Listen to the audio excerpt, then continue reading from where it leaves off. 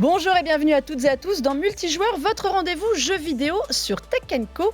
Eh bien, cette semaine, on va faire une émission totalement dédiée à Nintendo. Voilà, on nous reproche souvent de ne pas assez en parler, mais pour cause, vous allez voir, Nintendo, ils sont assez discrets, même s'ils sont omniprésents. Et évidemment, qui d'autre pouvait venir parler de Nintendo que le sieur Nintendo de France en personne, l'ami Ken Bogard. Bonjour Comment ça va ? Mélinda, bonjour, ça va super, merci de m'inviter, ravi d'être avec vous. Voilà, pauvre Nintendo, franchement. Ouais. Le roi des Nintendo. Ouais, bah moi rien à dire, moi j'en fais un podcast de 2h30 toutes les semaines sur uniquement le sujet Nintendo, donc je peux dire qu'il y a On a quand un même peu moins de beaucoup 30 minutes choses à là, dire. tu le sais. Évidemment, on va parler de l'essentiel. Et voilà. Et face à toi, l'ami Otaksu. De retour, Otaksu. C'est dans le pseudo, au moins. Même si Nintendo, évidemment pas ma grande spé comme les Ken, j'ai quand même la notion japonaise avec moi. Ouais. Ça c'est vrai. Ça devrait aller. Tu vois. Voilà. On ne fera pas l'émission intégralement en japonais, je vous rassure tous. Mais voilà, Yare, daze. on va aller voyager très loin en Asie pour parler de Nintendo. C'est notre actu presque à chaud de la semaine.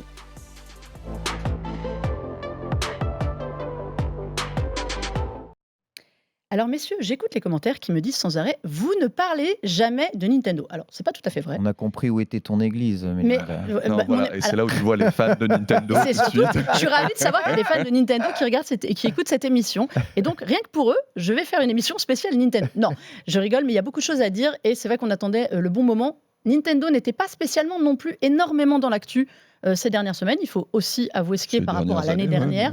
C'est pas leur année la plus faste. Mine de rien, ils ont quand même annoncé des résultats financiers qui sont toujours, ça va, ils se portent bien. Ils avaient fait un exercice fiscal 2024 qui était en hausse.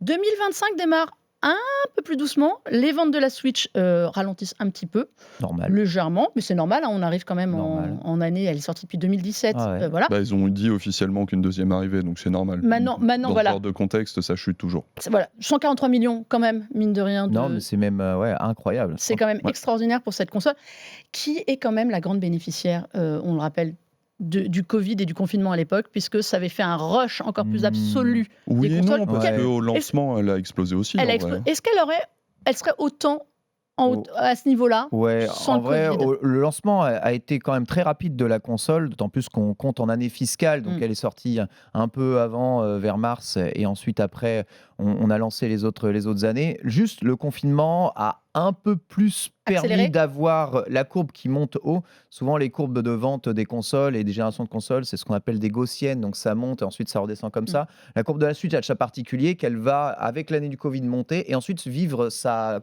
pente de la gaussienne 2 ans plus tard. Voilà, en 2022, c'est là où elle aura l'année la plus haute et les résultats les plus hauts, et ensuite commencer à redescendre. Et là, on est sur le bout de la pente. Mais c'est rare d'avoir des courbes comme ça pour une machine. Bien sûr, le Covid a dû y jouer, mais en fait, tu vois, ça n'a pas rempli tous les foyers de Switch, puisque après le Covid, il y a eu Elle a continué. encore des achats et encore une croissance de Switch, notamment un catalogue dû à un catalogue d'exclusivité absolument hallucinant. Quasiment une exclue par mois sur cette machine, c'est pendant 8 ans. Et encore cette année, là, on a près de, 6 ou 7 exclus, dont 4 nouveaux jeux. Voilà, surtout, parce qu'ils usent et abusent, mais c'est un peu dans l'ADN aussi Nintendo, des remasters, des remakes, des choses comme ça aussi. Après, Mais pour les défendre, c'est que la bibliothèque de la Wii U n'a pas profité à énormément de gens, alors qu'il y avait énormément de bons jeux. il y avait d'excellents jeux. Donc voilà, là on voit arriver enfin Xeno X, qui est le Xeno où tu peux enfin avoir un mecha, tu vois. Ouais. Ça, c'est un truc où, je sais pas, il y a peut-être 20 000 personnes qui y ont joué parce que la Wii U, en fait, tout bêtement. C'est ça. Alors que le jeu est exceptionnel. Ça, c'est vrai, on ne le dit pas assez sur la Wii U. Mario Kart 8, qui maintenant s'appelle Deluxe, mais vient de la Wii U. Il y a beaucoup de jeux. Pourquoi comment expliquer que la Wii U a floppé sur un concept qui était presque l'idée de pouvoir se balader aussi, et la Switch est arrivée au bon moment avec un concept qu'il fallait? Ouais, alors la Wii U, c'est déjà le nom, un gros problème. Le prix de la console, extrêmement cher, près de 400 € à l'époque si tu voulais la bonne version. Ensuite, un concept très peu compréhensible pour le commun des mortels qui avait justement acheté la Wii. Doit-on acheter tout? Pourquoi je dois racheter? Pourquoi les jeux sont pas compatibles? Bref, il y a eu un gros problème de compréhension de catalogue sur cette machine que n'a pas eu une console comme la 3DS, qui pourtant était une DS en 3D et qui continuait un peu le chemin. Voilà, remettre tout à zéro et fusionner le portable et la console de salon a été un peu le coup de génie de Nintendo, qui du coup se passent d'une partie de leur catalogue console, parce que maintenant il n'y a qu'une console qui réunit les deux, mais c'est d'une simplicité la Switch à comprendre pour le public, d'une simplicité. D'un côté, tu as tous les jeux de gamers que les gens aimaient, que retrouver sur Wii U. De l'autre côté, tu as tous les jeux aussi un peu casus qu'on avait sur Wii, et les jeux portables qui se font vite fait, qu'on retrouve, plus un catalogue de jeux indés gigantesques qui se sont rués sur cette machine. En fait, le catalogue de la Switch, et ça s'explique sa longévité aujourd'hui de 8 ans, il est juste exceptionnel. J'aimerais rajouter un truc sur ça, parce qu'on l'oublie aussi un petit peu, mais c'est aussi le génie de gérer avec les conditions actuelles du développement du jeu vidéo et ce qui est attendu de Nintendo. Dans le sens où aujourd'hui, si Sony ou les autres entités ont abandonné les consoles portables, c'est parce qu'ils n'arrivaient plus à développer autant pour leurs portables que pour leurs consoles de salon. Nintendo arrive et se dit déjà on nous attend pas sur la technologie, c'est bon, ça y est, les gens ont compris que c'était pas notre délire. Voilà, la puissance graphique, etc. Donc on peut se permettre de faire un truc qui fait les deux en même temps. Et accessoirement, du coup, les ressources sont ultra optimisées parce qu'on n'a plus à faire un catalogue DS, un catalogue GameCube, Wii. On va pouvoir faire juste un catalogue complet. Et ça, c'est la vraie révolution dans un moment où le secteur du jeu vidéo, le développement coûte une fortune à tout le monde. Et Nintendo a juste optimisé un max ses coûts de développement, quoi. Ils ont compris que la course à la puissance, c'était pas pour eux. Et ça ne les a pas empêchés, à la différence de la Wii U, de faire venir des éditeurs tiers qui avaient complètement fui la Wii U. Ça, c'est aussi le grand succès de la Switch, c'est qu'aujourd'hui, on peut trouver des jeux qu'on trouve sur d'autres consoles. On n'est plus cantonné, même si ça reste la force de la console, à des jeux Nintendo. Oui, on peut trouver un peu de tous les éditeurs. Maintenant, les éditeurs tiers qui développent des gros AAA, malheureusement, manquent de puissance sur la Switch. Alors, malheureusement ou heureusement, en vrai, parce que finalement, c'est peut-être tout aussi bien comme ça. Ça permet aux développeurs qui s'intéressent vraiment à porter un jeu sur Switch à se casser la tête, à optimiser leur jeu. Sinon, leur jeu, de toute façon, ils vont flopper.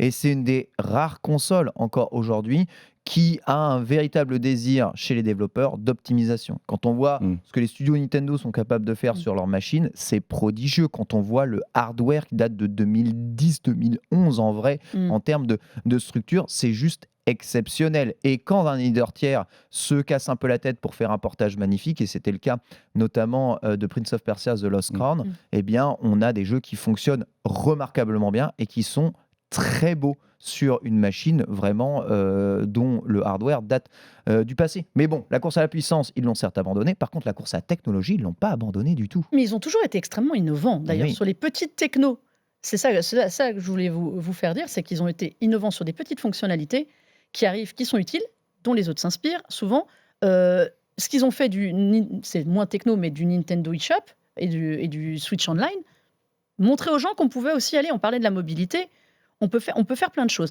Est-ce que la Switch, qui n'a pas l'air comme ça, qui ne paye pas de mine, j'ai envie de dire presque, avec son processeur, est-ce que finalement, elle ne joue pas de ses faiblesses technologiques pour se forcer à aller chercher autre chose dans le gameplay, Dans le gameplay, c'est un peu compliqué parce que le souci le souci, c'est pas un réel souci, mais c'est un problème que rencontre Nintendo souvent avec ses consoles sur ces dernières générations, c'est qu'ils ont une feature qui est phare, qui va être utilisée 1 an ou 2 ans. Après, on revient généralement sur des gameplays assez classiques. Je pense au deuxième écran de la DS, où rares ont été les jeux qui l'ont utilisé pour autre chose qu'afficher une carte. Je pense à la 3D, de la 3DS, tout simplement pas la 3D a servi à combien de personnes ? Voilà, tout bêtement. Puis ça mettait un petit peu la bégère quand même. Et la Nintendo Switch, on l'oublie un petit peu, mais il y avait les HD Rumble. Donc les vibrations hyper précises qui sont une innovation technologique qui ont été que rarement utilisées, à part pour One-to-Switch. J'ai honnêtement même plus d'idée de qui a utilisé les HD Rumble. Mais c'est un peu en fait, ce qui est étonnant avec Nintendo, et c'est un profil que j'aime beaucoup, c'est que c'est des gens qui essaient d'innover clairement, mais de toute manière, ils en ont pas besoin parce que ce qu'ils arrivent à faire, c'est finalement la tradition du jeu vidéo, c'est l'école du gameplay, c'est le platformer, tous ces genres de jeux qu'on ne trouve quasiment plus que chez Nintendo. Les jeux familiaux, les platformers, c'est Nintendo, quoi. Et j'ajouterais que du coup, ces petites features étaient un peu pas si graves sur la Switch, parce que la véritable features, la killer features de la Switch, c'est tu joues en portable, tu branches sur le dock, ça s'affiche directement sur ta télé. Ça, c'est la killer features. Et aujourd'hui, tu regardes, tout le monde essaye de gimmick justement ça avec des trucs très puissants, les PC que tu tiens dans la main, les Steam Deck, etc. Ils ont senti que le marché était gigantesque. Imagine, ils visent bientôt 160 millions de consoles. Ça risque d'être la console la plus vendue de l'histoire. Devant la DS, peut-être devant la PS2. Elle est en passe sans être la plus puissante de sa génération au moment où elle sort. Complètement. Ce qui est quand même dingue. Il faut bien souligner que la PS2 était la moins puissante des trois aussi. En fait, c'est vraiment au bout du bout, c'est une question de catalogue. En fait, c'est aussi simple que ça. Catalogue, prix aussi. Console la moins chère, jeux les moins chers. Parce que, désolé, mais aujourd'hui, on avoisine les 90-99 euros. Sur la sortie, parce que. Ça baisse vite. Ça baisse vite, mais justement, c'est terrible. Les jeux baissent vite. Quand ils baissent vite, tu sais que finalement, c'est des jeux un peu qui ne sont pas trop vendus. Et du coup, tu les achètes au rabais. Nintendo, eux, ne baissent jamais leur prix de jeu. Par contre, voilà, on en reparlera après, ils ont un bon soutien physique. Et là, je relance Otaksu là-dessous, mais d'un point de vue technologie, ils sont quand même aidés d'NVIDIA dans la conception de leur machine et probablement aussi dans la conception de leur autre machine. Et ça, c'est pas rien parce que ça reste un des leaders tech du moment et notamment sur des features software et hardware d'intelligence artificielle et d'upscaling qui sont vraiment très forts. Et ça augure du bon pour la suite. NVIDIA m'a confirmé qu'ils travaillaient sur la 2. Ah oui, mais de toute façon, on connaît déjà la puce qu'il y a dedans. Ils en ont marre d'avoir une chaîne de prod rien que pour la puce de la Switch. Ça les saoule. Ils en ont marre. J'aime bien. Il y a quelque chose qui est très drôle. On parlait du catalogue qui est un trait caractéristique de la Switch.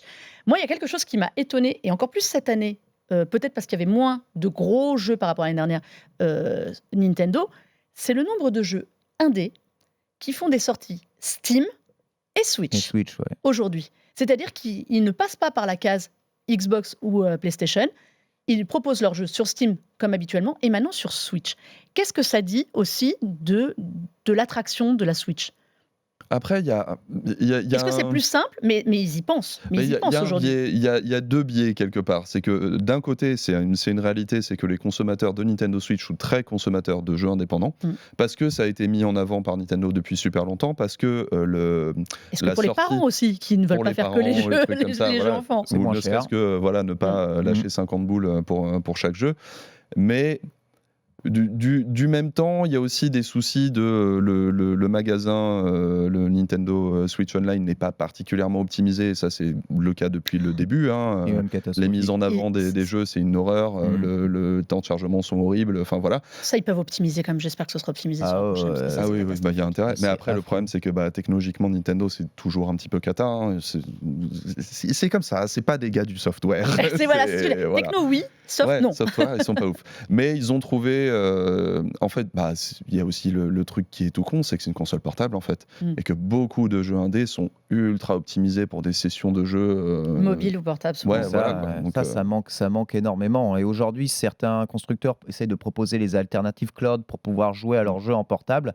Je ne sais pas si ça fonctionne réellement très bien. En tout cas, d'après les derniers bilans financiers, c'est pas non plus oufissime. Je pensais que ça allait avoir une portée de ouf et que ça allait être l'avenir. Mais finalement, les gens retournent vers une simplicité, même un jeu sans connexion, parce que c'est très souvent le cas. Ils sont en vacances à la plage ou dans leur transat, ils n'ont pas envie de se connecter à un Wi-Fi. Dans les transports. Partage connexion. Dans les transports aussi. Parce que ça devient compliqué. Et même au Japon, où il y a pourtant la bonne connexion partout, franchement, les connexions obligatoires dans les jeux, les trucs, ça, c'est pas l'ADN de Nintendo, et finalement on sent que ça fait suer une grande partie des consommateurs, et notamment des consommateurs de jeux vidéo qui ne sont pas non plus tout le temps 100% connectés, pas tout le temps hardcore gaming, qui lancent leurs jeux aussi pour faire du party game, pour jouer ensemble à Smash Bros, à Mario Kart, à Mario Party, des jeux qui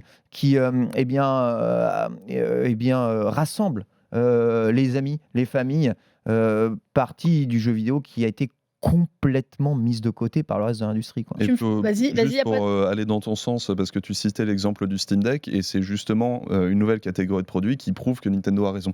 Tout simplement parce que le Steam Deck, si ça fonctionne aujourd'hui, et même auprès des hardcore, mais pas que, parce que le Steam Deck commence à choper le grand public, c'est justement cette notion de là où l'industrie se disait, de toute façon les consoles ça va être mort dans 5-6 ans, tout le monde sera en streaming, en cloud et whatever, les joueurs sont en train de dire non, on veut jouer en natif, on veut jouer en ligne, et dès que tu leur donnes la moindre possibilité, ça explose. Et sur son smartphone. Et sur le smartphone.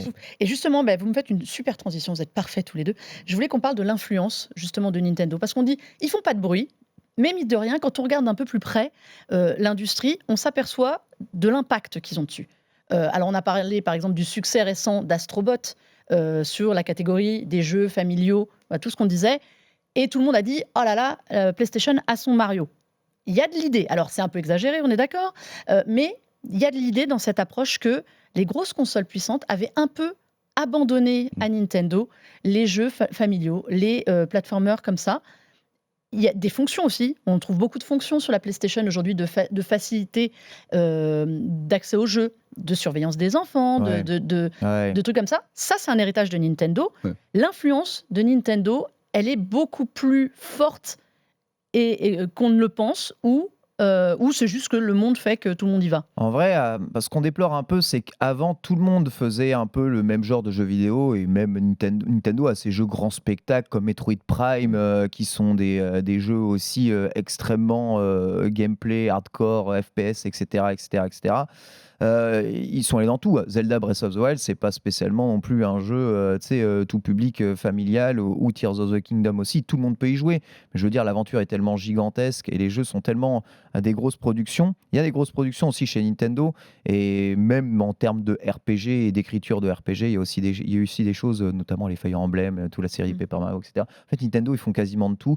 Ils sont même aujourd'hui quasiment leaders dans le monde du FPS, du TPS multijoueur au Japon avec Splatoon 3. Tu vois, donc c'est ouf, tout le monde joue à Splatoon, tout le monde joue à Smash Bros, ils sont leaders dans les jeux de combat, tu vois, en fait ils ont tout, ils ont absolument toutes les catégories de jeux. La seule catégorie de jeux qu'ils n'ont pas, c'est le grand AAA à grand spectacle narratif, c'est-à-dire le God of War ou le Spider-Man, celui où tu regardes plus ta télé que tu joues.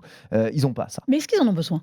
Franchement, on se pose tôt la question, mais j'ai l'impression qu'ils n'en ont pas vraiment l'envie. Les producteurs de Zelda l'ont révélé récemment. De genre, nous, on pense à l'histoire à la fin du développement, en fait. Le reste, on s'en fiche, quoi. C'est une école du jouet, en fait. Faut pas oublier d'où vient Nintendo. Là-bas, c'est les cartes Anafunda, c'est les jouets. Et ils ont fini par faire du jeu vidéo. Donc, ils ont ce côté, j'ai un peu envie de dire, tactile du jeu vidéo, quoi. Il faut que ce soit, faut que ce soit quelque chose. On l'a vu de toute manière avec les Nintendo Labo, le carton, tout le bordel. Même quand c'est ludique, ils expertent une expérience de jeu quand même à l'intérieur. Et du coup, peut-être qu'on essaye de retourner à un jeu vidéo comme ça, parce qu'on se rend compte aussi que c'est des jeux vidéo qui sont attendus par une catégorie de personnes, mais c'est surtout des licences qui ont été un peu abandonnées par les autres constructeurs. Et, sincèrement, tu n'imagines pas, à l'époque de la PlayStation 1, PlayStation 2, le nombre de jeux, que ce soit de plateformes, d'aventures, de RPG que possédait Sony, auxquels je pouvais jouer. Et aujourd'hui, j'ai plus rien de ça. J'ai que du AAA monde ouvert à grand spectacle. Et en fait, j'ai que ça. Mais ils y reviennent. Je pense qu'ils vont tous y revenir. Parce qu'il y a une cible à prendre. Il y a une cible famille à les prendre. Voilà. Je parlais d'Astrobot, mais enfin, quand on voit qu'ils déclinent chez PlayStation Horizon en version Lego, c'est aussi pour aller ratisser un peu plus large au niveau des familles. Ouais, mais pour être honnête, j'ai un gros doute sur ça aussi. Non, mais sur la capacité sur le long terme, c'est un savoir-faire. Oui, mais là où il y a ce côté famille, j'ai l'impression que justement le Horizon Lego que tu cites, c'est un espèce d'essai comme ça. Mais je suis tout à fait d'accord. Dans les faits, la stratégie de Sony, c'est au contraire de double triplé misé sur les AAA. Pourquoi ? Parce qu'il y a les jeux vidéo, mais il y a aussi les films et les séries qui découlent des jeux vidéo, et tu vois très bien que c'est leur stratégie au long terme. Bien sûr, ils ont une stratégie. Mais en parlant de stratégie, alors on en discutait avec Ken hors caméra, mais je pense que le sujet est vrai, c'est cette capacité à aller chercher du divertissement à 360. Nintendo ne veut plus être qu'une entreprise de jeux, et ils essayent en dehors, alors on a vu les films, on connaît le carton de Super Mario, il y a d'autres films qui arrivent, ils ont tenté le réveil. C'est pas alarmant, c'est pas forcément, mais pourquoi pas. Les Game & Watch qui étaient déjà mais alors moi j'ai une grosse nostalgie. J'ai déjà une grosse nostalgie sur les Game & Watch, alors ça ne critique pas. Mais ils ont ressorti plein d'accessoires comme ça, un peu bizarres, entre ça et entre la Pokémon Company qui sort des applications pour le sommeil, etc. La R&D tente des trucs de temps en temps. Mais ils s'étendent. On a vu le parc, Super Nintendo. Mais ça, c'est des gros projets. L'extension Donkey Kong. L'extension qui arrive, et le musée. Le musée, ils en avaient besoin. Quelque part, Ken, de ce musée. C'est une volonté de Nintendo de très très très longtemps d'établir justement un musée. Il y a deux raisons à la création de ce musée. Déjà, Nintendo veut marquer le coup de son histoire, ne pas oublier son histoire, et c'est à la fois pour le public, évidemment, montrer ce que Nintendo a fait, l'évolution des choses que Nintendo a fait, rendre ça aussi un peu ludique, mais aussi c'est pour tous ceux qui ont participé à l'entreprise. Et en fait, il faut savoir qu'à chaque fois que Nintendo recrute des gens, déjà, ils recrutent quasiment que les meilleurs des meilleurs au Japon, ce qui d'ailleurs, ce que certaines entreprises japonaises déplorent un peu, à chaque fois que les gens sortent des grandes écoles de jeux vidéo, ils vont faire Mario chez Nintendo, ça nous saoule, nous aussi, on aimerait bien, c'est Kojima qui disait ça, moi aussi j'aimerais bien les recruter pour faire Death Stranding, tu vois. En fait, à chaque fois, ils présentent l'entreprise aux employés. Et en fait, ce musée, il sert aussi à présenter l'entreprise à tous les nouveaux employés de Nintendo. Et à la base, c'est pour ça que Furukawa, Miyamoto et tous les autres ont pensé ce musée. Voilà. Et c'est pour ça aussi qu'il est à Kyoto, c'est juste à côté de la maison mère, c'est pour ça qu'il est là. Mais ils se sont dit, quitte à faire ça, autant le rendre aussi au public, faire en sorte que les gens puissent voir tout ce que Nintendo a construit. Une entreprise qui a plus d'un siècle maintenant. Il ne faut pas oublier qu'ils faisaient les cartes, en effet, comme tu disais au texte. Ils ont commencé avec les cartes à jouer. Il y a aussi une place qu'a Nintendo sur le marché aujourd'hui à laquelle on ne pense pas, c'est que c'est aujourd'hui littéralement le seul japonais véritablement dans sa philosophie, puisque PlayStation a abandonné en fait. Ils sont gérés par les États-Unis maintenant, PlayStation, c'est ça. Ils ont complètement abandonné l'idée de suivre la philosophie japonaise, ça se voit, les Japonais ont vraiment pas des masses suivi la PS5 à cause de ça aussi, parce qu'on les a forcés à prendre les coutumes, j'ai envie de dire, des joueurs occidentaux. Et du coup, culturellement, tu le vois dans la manière dont ils font les choses, que ce soit dans la manière de respecter leur histoire, mais aussi leur développement, par exemple, où ça reste encore l'un des seuls et des rares développeurs à ne pas sortir des jeux qui ne sont pas finis en se disant qu'on va mettre un patch après. C'est incroyable. Mais parce qu'aussi, ce sont aussi les derniers à être très très attachés au physique. Tu sors pas un jeu sur cartouche qui n'est pas fini aujourd'hui. C'est la tradition, quoi. C'est la tradition de se dire, et aussi de penser aux familles, puisque est-ce que vous voyez offrir à un enfant un code sur un bout de papier pour Noël? Je pense qu'ils ont ça aussi en tête. Ça fait partie de la passation de quelque chose de jamais arrivé d'acheter des V-Bucks, toi, pour... Alors, pas des enfants de 7-8 ans. Je pense que si à Noël, mes neveux et nièces, à l'époque, je leur ai filé des bouts de papier. Avant que les commentaires ne le disent, oui, ok, Pokémon, c'était pas ouf techniquement. Ça, c'est encore autre chose. Oui, c'est vrai. L'exception qui confirme la règle. Ils ont droit à une exception. Oui, il y a des jeux qui font des ratés, mais oui, si on parle du support physique, le soutien du support physique de Nintendo, il est quand même important. Ils y tiennent encore aujourd'hui énormément. Ils n'ont jamais sorti une console qui ne donnait pas au moins la possibilité. Aujourd'hui, Nintendo vend quand même dans les pays, on va dire, qui ne sont pas la France, plus en dématérialisé qu'en physique. Par contre, le physique, il est partout. Et quand je te dis il est partout, c'est vraiment il est partout. Tu vas dans n'importe quel grand supermarché, tu vas pouvoir trouver du physique. Tu vas dans n'importe quel magasin d'électronique, tu vas pouvoir trouver des rayons complets Nintendo physique. Ça leur permet d'avoir aussi une présence, une exposition. Dans tous les Nintendo Store, tu trouves la totalité des catalogues de leur first party en physique achetable sur le store. Ça, c'est assez important. Et la prochaine console qui a garanti la rétrocompatibilité, garantit quasiment déjà à demi-mot la présence d'un support physique. Mais d'un support physique où le jeu est sur la cartouche.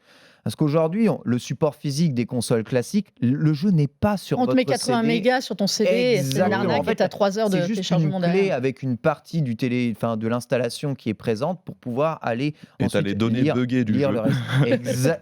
Exactement, avec installation obligatoire. Mais ça permet encore aux gens d'aller acheter d'occasion, d'aller se prêter les jeux. Tu te souviens quand Sony à l'E3 trollait Xbox en passant leurs jeux vidéo comme ça? Regarde, c'est comme ça qu'on prête un jeu sur PlayStation. Alors qu'on sait qu'ils avaient négocié PlayStation et Xbox en sous-main le fait que les jeux ne pourraient plus être échangés comme ça. Sauf qu'il y avait eu un tel tollé le matin contre Xbox que le soir, Sony avait rétropédalé juste avant sa conf. Mais bien entendu. Et aujourd'hui, ils sortent une PS5 Pro sans lecteur à $700 avec un lecteur à $150. Introuvable sur le marché.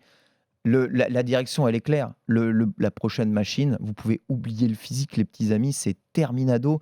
Et on contrôle tout, et on vend quand on veut, et on court-circuite le marché. Et vous n'êtes plus propriétaire. Vous n'êtes plus propriétaire de vos jeux. Après, il ne faut pas oublier que c'est aussi le marché qui l'a choisi, parce qu'aujourd'hui, l'essentiel des ventes qui sont faites sur ces plateformes-là sont des ventes numériques, que ce soit en jeu ou en DLC. On voit bien aussi pourquoi. Pré-téléchargement des jeux avant la sortie, avantage à acheter en dématérialisé, jeux bradés comme c'est pas possible aussi en démat les abonnements sur le long terme, abonnements qui obligent une connectivité. Donc Game Pass sur l'autre plateforme qui est quasiment démat, sincèrement ma Xbox je m'en sers que pour le secteur Blu-ray 4K. La Switch 2, elle sera encore à part. La Switch 2 qui ne sera pas une Switch 2, qui sera une nouvelle console Nintendo. Voilà, c'est une nouvelle console. On va pas dire Switch 2, c'est vraiment menteur à mon avis. Voilà, ça on est d'accord, mais bon, c'est plus simple. Les gens voient de quoi on parle. Peut-être s'appellera comme ça, mais c'est mensonger de dire Switch 2. La prochaine console Nintendo, elle sera rétrocompatible, elle sera avec des cartouches, visiblement. D'après les premiers mock-ups que l'on voit de la PCB qui va composer le corps de la machine, on voit le lecteur cartouche qui fait à peu près la même taille. Donc on semble s'envoler vers un truc assez similaire à DS 3DS, où les cartouches auront peut-être un petit changement dans leur coque pour pas qu'on branche une sur l'autre console, mais globalement c'est ça. Il y aura peut-être une petite amélioration, cela dit, de la technologie flash des cartouches pour augmenter les vitesses de lecture. Ce qui va être vraiment important dans cette nouvelle génération, ça va être notamment la suppression des temps de chargement, qui est vraiment la feature next-gen. Parce que sincèrement, les features next-gen... c'est vachement bien l'abandon du temps de téléchargement. Non, c'est le truc trop bien, justement, de cette nouvelle génération. C'est le truc qui profite aux consommateurs. C'est pas un truc qui est visuel comme peut l'être le ray tracing, où là, pour le coup, Nintendo, encore une fois, très... consumer-centric, qui va aller chercher la fonctionnalité qui a plu aux consommateurs. Mais ils ont aussi l'avantage, quelque part, d'être les premiers et derniers arrivés sur une génération, dans le sens où ils sont toujours la chaise entre deux culs. Et du coup, ils peuvent juste attendre de voir les erreurs qu'ont fait leurs rivaux et de se dire, OK, nous, on va plus miser sur ça ou ça. C'est que je pense qu'ils ne regardent même pas. Je pense qu'ils s'en foutent maintenant. Je pense que l'autre jeu vidéo de salon qui est avoir ta grosse machine là sous ta télé, ils se disent nous déjà à l'époque les vrais concurrents de Nintendo, c'était même pas les autres consoles de jeux, c'était les Tamagotchi. Eux ils regardaient les Tamagotchi, ils se disent ça peut nous tuer. D'accord, les Tamagotchi, vous voyez, c'est le petit accessoire de Bandai qu'on nourrit et qui était en 3 pixels par 3 pixels. C'était ça leur grande peur, c'est le Tamagotchi, c'est de se faire détrôner par le Tamagotchi. Aujourd'hui, je pense leur grande peur, c'est de se faire détrôner par tout l'univers smartphone. Mais comme les smartphones ne semblent jamais décoller sur le jeu vidéo achetable, conventionnel, et semblent rester systématiquement dans le free-to-play avec du micro-paiement intégré, ils sont encore un peu peinards. Ils ont perdu un peu cette peur, donc ils sont tout seuls. Ils se sont prouvés qu'ils n'avaient pas besoin d'avoir peur, parce qu'ils ont sorti Animal Crossing Pocket Camp, parce qu'ils ont sorti Mario Run ou whatever. Mais ils vont tester plus qu'ils y croient. Mais pour moi, c'est plus, en fait, ces jeux-là, c'était même pas pour essayer de faire des jeux et convaincre, c'était vraiment genre, est-ce que le marché va dans cette direction ? Ah non, c'est bon, on continue. Ça marche pas trop en vrai. Pour ça.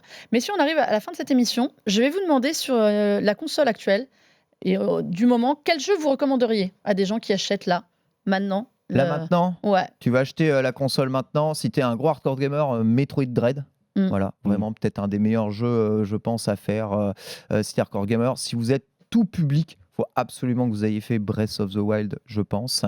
Et le dernier Mario Party Jamboree. Jamboree qui vient de sortir. Vous êtes là où la dernière version est pas où celle-ci, ça y est. Je trouve que celui-ci il correspond vraiment à ce qu'on attend de la console pour jouer à tout ce qu'on leur demandait de mettre, ils ont mis. L'absolu best-of avec tout dedans. C'est le Mario Party, il y a tout. Tu passes forcément un bon moment et même tu peux un peu essayer de doser. Il y a un mode pro pour ceux qui aiment pas trop l'aléatoire, les trucs.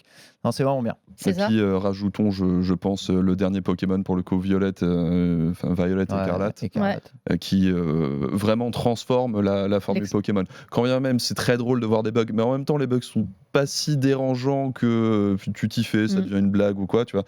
Mais en termes de gameplay, d'évolution, du nombre de Pokémon qu'il y a dedans, de tout ce qui est l'expérience des raids et donc multijoueurs, genre ils ont vraiment passé un gros cap avec cette version. Même les DLC sont sympas. Enfin, tu vois, genre ils donnent sur ce Pokémon et je pense c'est un gros marqueur de ce qu'a été la Nintendo Switch. Moi, je vais vous faire 2 recommandations. On en a parlé tout à l'heure. The Prince of Persia, The Lost Crown, que j'ai trouvé extraordinairement bien optimisé pour la Switch, qui est un jeu qu'on trouve sur toutes les consoles et qui, franchement, mérite vraiment un regard parce que c'est un jeu à part.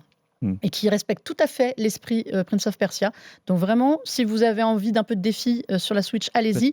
Et récemment, Neva, qui est quand même Neva qui tourne sublime. super bien sur Switch, j'ai fait sur Switch, très bien. Ouais, qui tourne très bien sur Switch, qui est sublime, qui est une petite histoire, voilà, je ne veux pas spoiler, mais qui mérite dans un autre genre que Prince of Persia, pour la beauté des graphismes et de l'ambiance. Voilà, c'est le studio Nomada, le studio espagnol qui a fait Gris.